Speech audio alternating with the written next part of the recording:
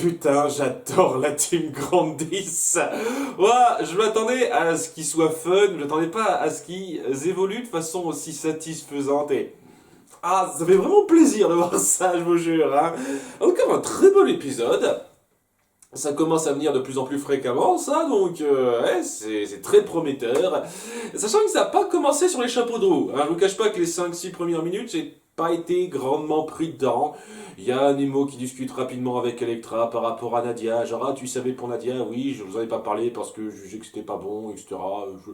Ok, est-ce qu'on va poursuivre ça, je sais pas trop. Et Nemo finit par prendre la décision de séparer Nadia et Jean de leur chambre. C'est-à-dire que là, ils vont pas dormir ensemble au même endroit, parce que bon, j'ai le sentiment qu'il a cette espèce d'instinct paternel, je veux pas que ma fille... J'ai vraiment le sentiment que c'est son père, hein. Peut-être que je me trompe, mais ça donne un peu l'impression que c'est son père, ou vraiment quelqu'un de très proche de son père. Je veux pas que cet enfant dorme près d'un garçon qui peut être en rut, etc. On appuie une fois de plus qu'il a un côté légèrement pervers, Jean, par rapport à ça, histoire de dire qu'on justifie un petit peu le fait qu'ils vivent dans des chambres séparées, et voilà, Jean va se retrouver...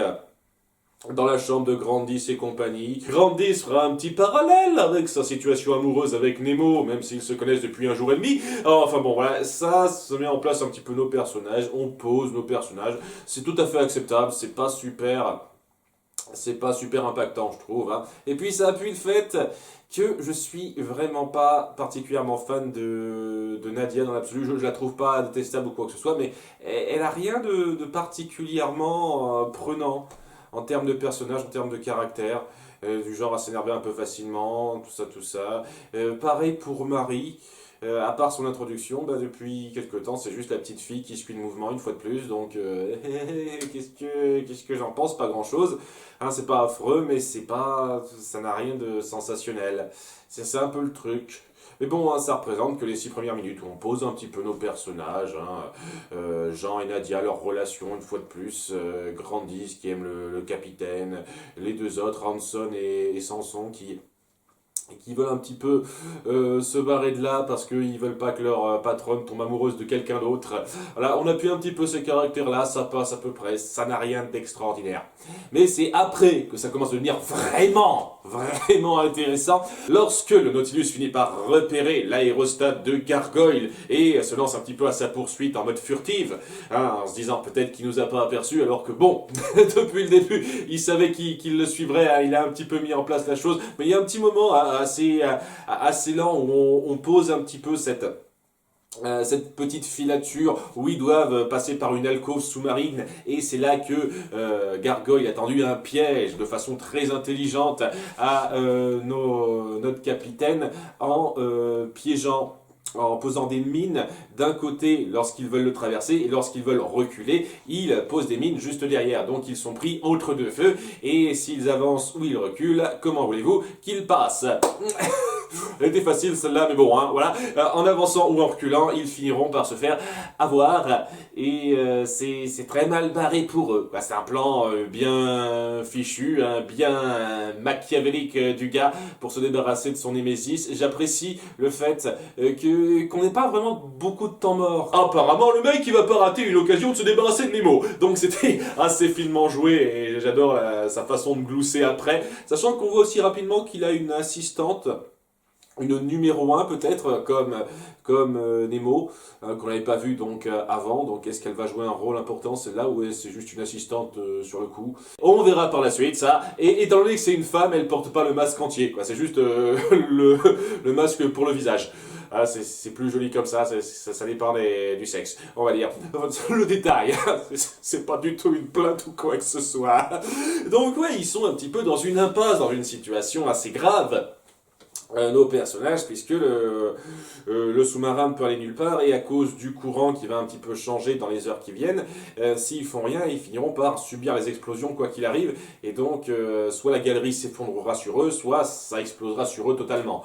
Donc, qu'est-ce qu'on fait? Et c'est là que Grandis a l'idée d'utiliser le gratin pour s'occuper de ces bombes, de ces mines sous-marines, Le gratin qui n'est pas conçu pour aller sous l'eau, on l'a appuyé un petit peu avant, quoi. Ils peuvent flotter un tout petit peu, s'immerger, mais pas plus que ça apparemment. Voilà, quoi, c'est un gros risque. Et voilà, elle se propose pour sauver la situation en enlevant des mines pour faire un chemin au Nautilus avec ça. Et ouais, c'est une mission très dangereuse, presque suicide. Et donc, c'est grave. Il y a Hanson et Sanson qui se portent volontaires pour faire ça avec elle, en disant ouais, on va pas risquer la vie de notre boss.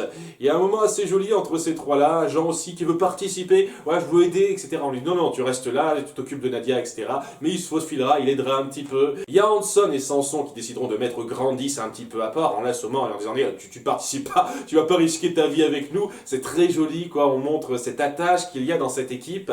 Et voilà, on va avoir notre équipe de 3 garçons qui vont foncer, se charger de ces mines-là avec leur vaisseau qui n'est pas conçu pour se manipuler sous l'eau.